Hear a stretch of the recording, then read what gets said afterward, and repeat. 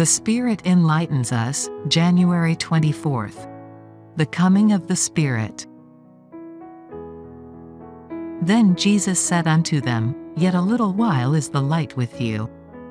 Walk while ye have the light, lest darkness come upon you.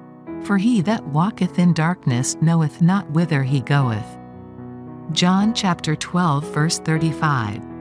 Jesus says, Walk while ye have the light, lest darkness come upon you. Gather up every ray, pass not one by. Walk in the light. Practice every precept of truth presented to you. Live by every word that proceedeth out of the mouth of God, and you will then follow Jesus wherever he goeth.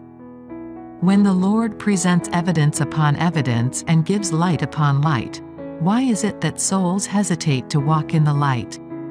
Why do men neglect to walk in light to a greater light?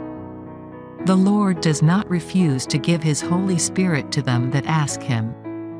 When conviction comes home to the conscience, why not listen and heed the voice of the Spirit of God?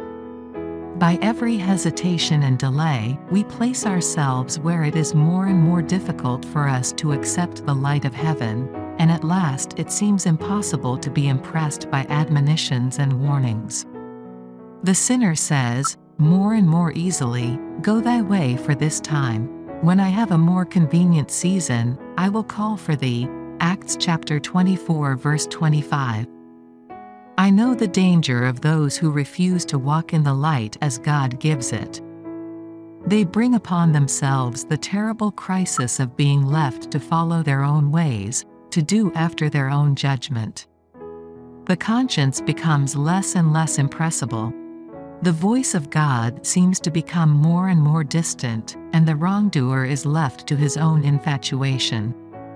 In stubbornness, he resists every appeal, despises all counsel and advice, and turns from every provision made for his salvation, and the voice of the messenger of God makes no impression upon his mind.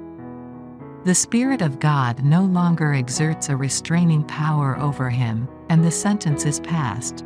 He is joined to idols. Let him alone. Hosea chapter 4 verse 17.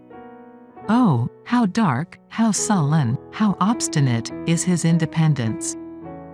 It seems that the insensibility of death is upon his heart. This is the process through which the soul passes that rejects the working of the Holy Spirit. The Review and Herald, June 29, 1897.